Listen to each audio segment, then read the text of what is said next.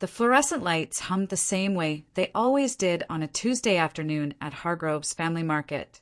That low, steady buzz that blended into the background noise of squeaky cartwheels and the beep of barcodes, the distant sound of a child asking for something their parent couldn't afford.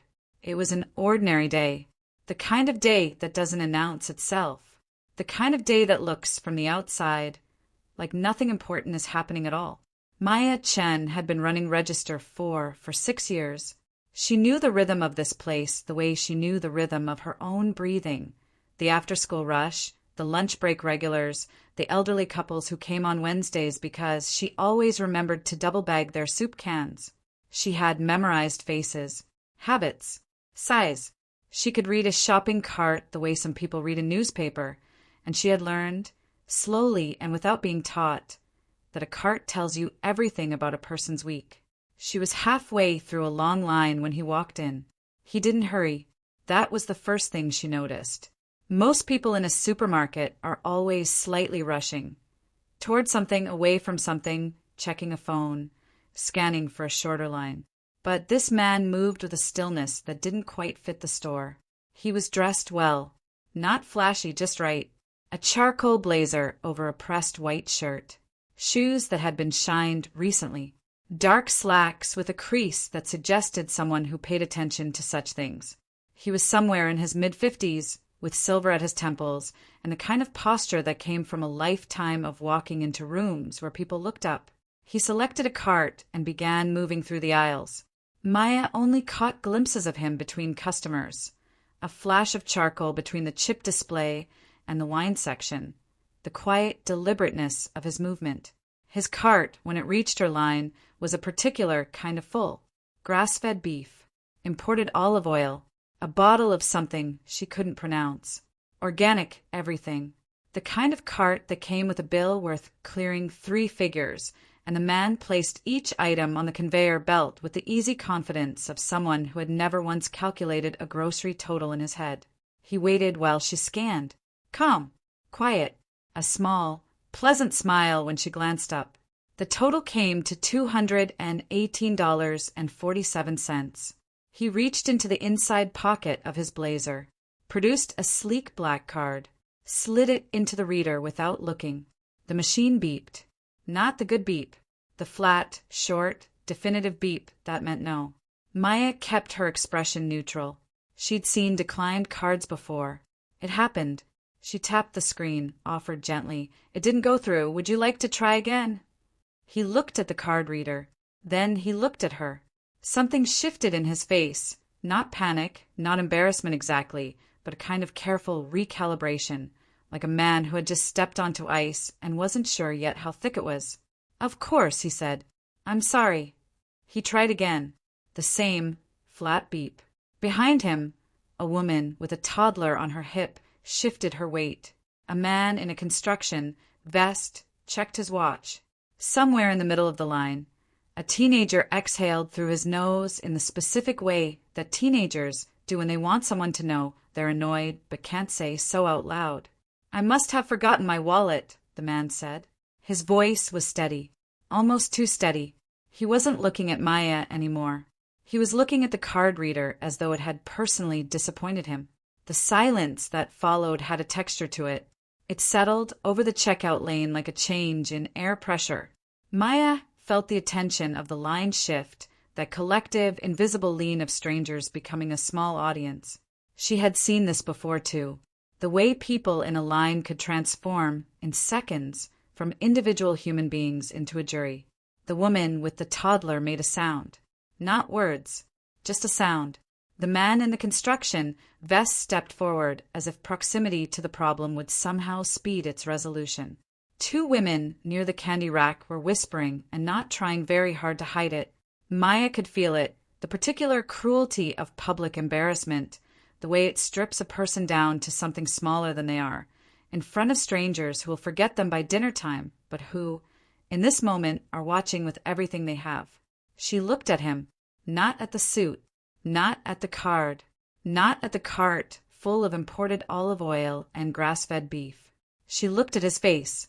There was something there behind the careful composure. Something she recognized the way you recognize a song you haven't heard since childhood. It wasn't shame exactly. It was pride holding itself very still.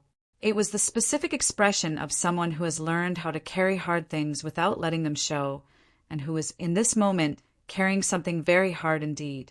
The manager appeared the way managers do, seemingly from nowhere, drawn by some invisible disturbance in the retail atmosphere. Gary Billings was 42 and had the look of a man who had once had bigger plans.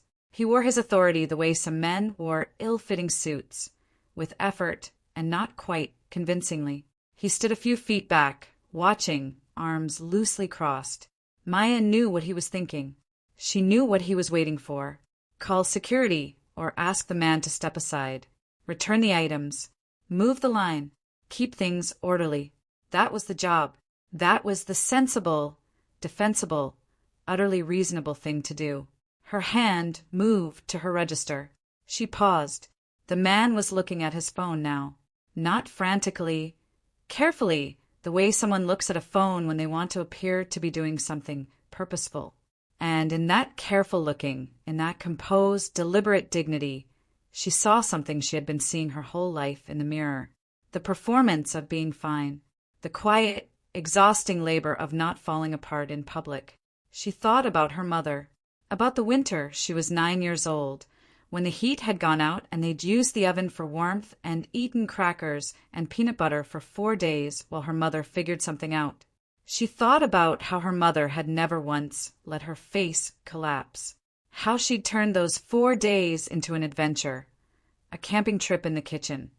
A story they still told at Thanksgiving. And she thought about the woman at the grocery store that winter.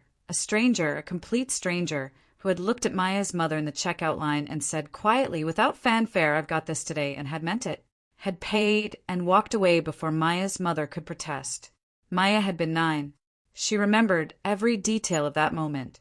The stranger's coat, the sound of her boots on the floor, the way her mother had stood very still for a long moment afterward, as though trying to contain something that was too big for the space inside her chest.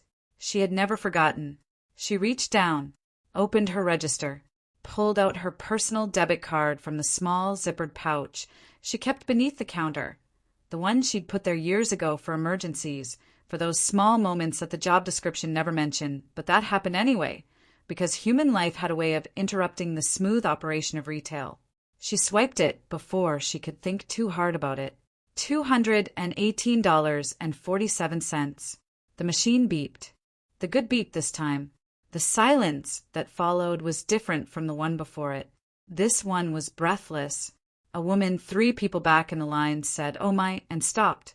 The toddler, who had been fussing, went quiet, as though even she understood something significant had just happened. Gary Billings went very still. The 2 women near the candy rack were no longer whispering. The man turned to look at her. For the first time since he'd walked up to her register, his composure cracked. Just slightly. Just enough.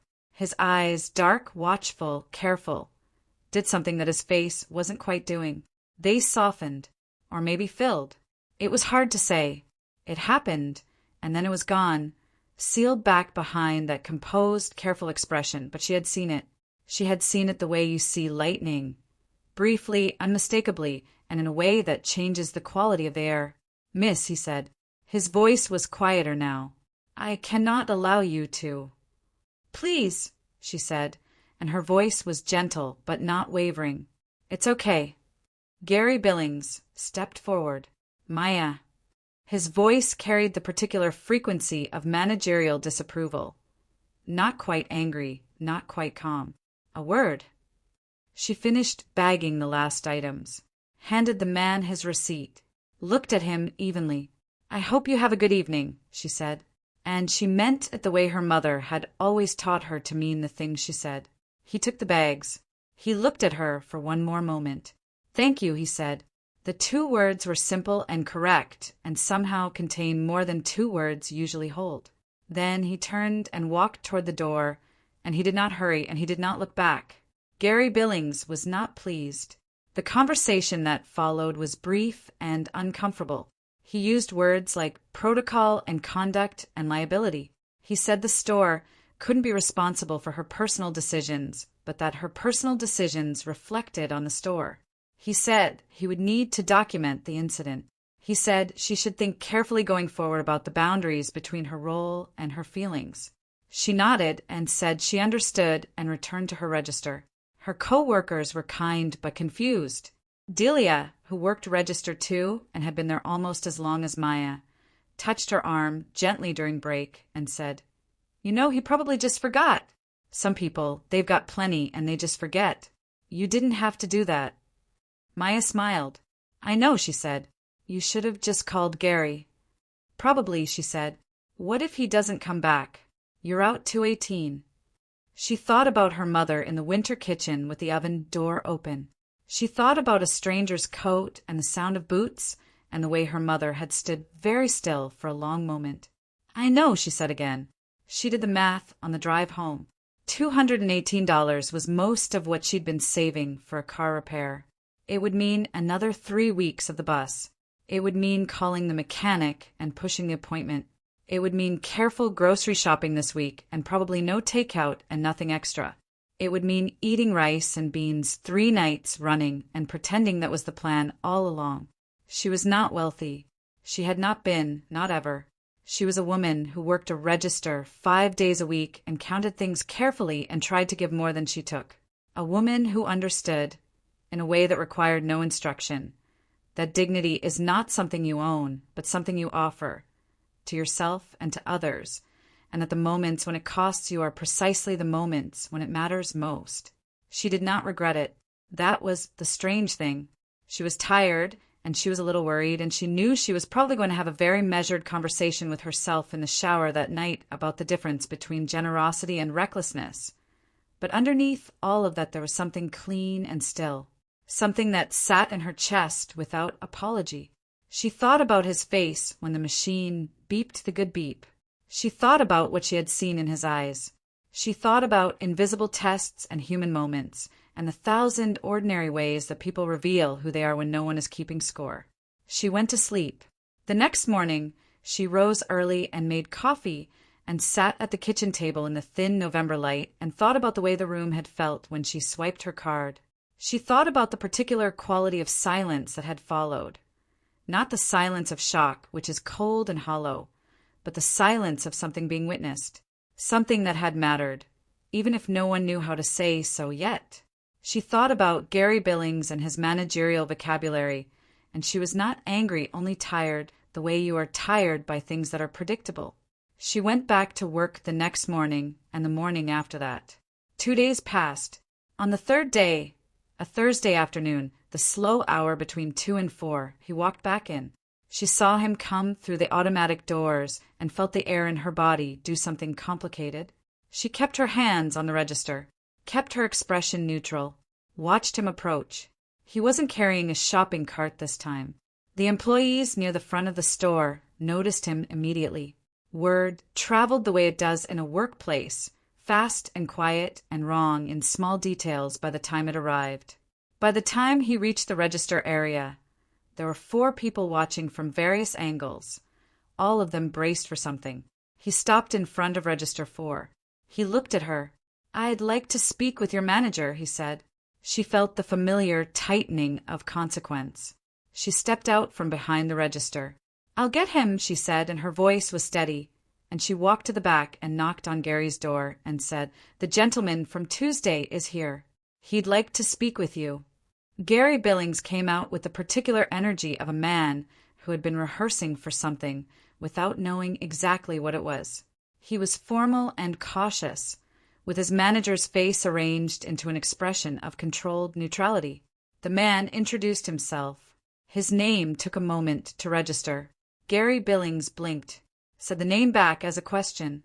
The man confirmed it with a slight nod, the way people confirm things they've confirmed 1,000 times. He owned 12 Hargroves Family Market locations across 3 states. He had been the parent company's largest private investor for 11 years. And on Tuesday afternoon, he had walked into this specific store, in this specific neighborhood, wearing a charged-down prepaid card, with a cart full of deliberately expensive items, to watch what happened when a well-dressed man couldn't pay his bill. He had done this before. In other stores, other registers. He had watched managers apologize and security guards arrive and lines surge with quiet, satisfying judgment. He had watched cashiers look away and cashiers roll their eyes and cashiers perform a particular brand of professional neutrality that had nothing warm in it whatsoever. He had been testing something for a long time, and he had stopped expecting to be surprised. And then Maya Chin had swiped her own card. He looked at her now. The whole store had gone the specific quiet of somewhere that knows something important is happening within it. The woman with the toddler from Tuesday had come back and by coincidence or luck and was standing near the produce section with her mouth slightly open. The two women from the candy rack were there again, inexplicably rooted to the floor. He said, she had not hesitated because she expected a reward. She had not acted to be noticed or remembered. She had simply looked at a stranger in an uncomfortable moment and made a choice about what kind of person she wanted to be. And he had spent long enough in rooms where money distorted everything, where kindness came with invoices and warmth was a transaction, that he no longer knew how to trust what he saw. He had grown accustomed to people who helped because they calculated it was worth helping. He had not, in a very long time, seen someone absorb a cost simply because they believed in the absorbing. He had a foundation.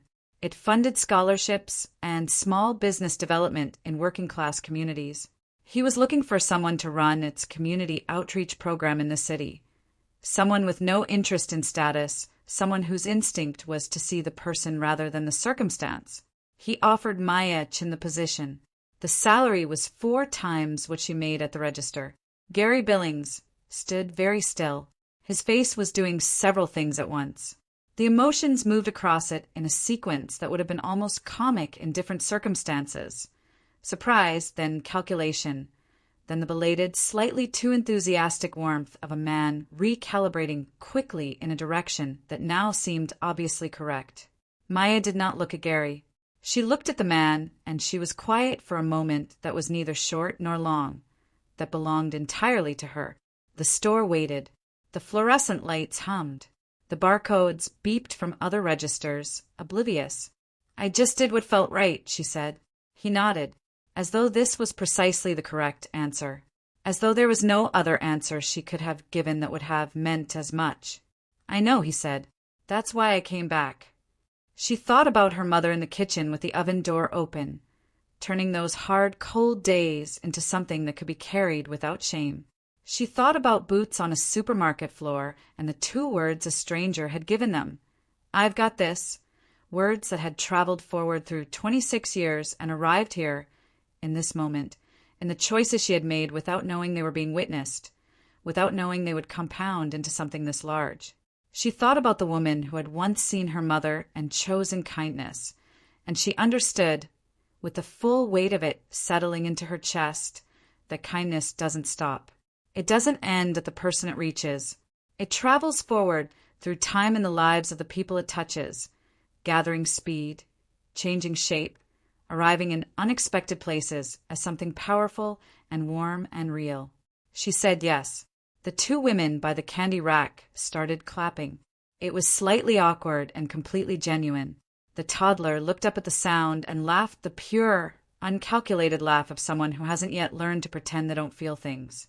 Gary Billings shook the man's hand with both of his. Maya stood in the middle of it all and felt, very clearly and without confusion, exactly who she was. On her last day, she trained the new hire on Register 4. She showed her the rhythm of the afternoon rush, the after-school tide of teenagers, the elderly regulars who came on Wednesdays and needed their soup cans double-bagged.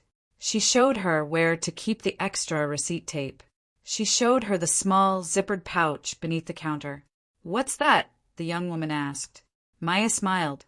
For emergencies, she said. The kind the job description doesn't mention. The young woman looked at her. Has it? Once, Maya said. And she said nothing more than that, because some things are carried quietly. Because the fullest moments of a life are sometimes also the most private. Because goodness, when it is real, does not require an audience and does not need to announce itself. She left the store in the quiet evening light of an October Thursday, and the world was unchanged, and it was entirely different, and she walked steadily to the bus stop with the particular unhurried calm of someone who has always known who they are and has simply at last been seen. You never know who is watching. More importantly, you never know who is watching and has once been lost, and is searching with tired and complicated hope for proof that something good is still possible, that people still move through the world and make choices that cost them something, that kindness is not extinct, that the person behind the register, the person holding the door, the person who pauses in a moment when every other person would not, that person exists, that this person is real. And sometimes the most extraordinary and genuinely rare thing is simply being, without calculation or performance, exactly who your mother always raised you to be.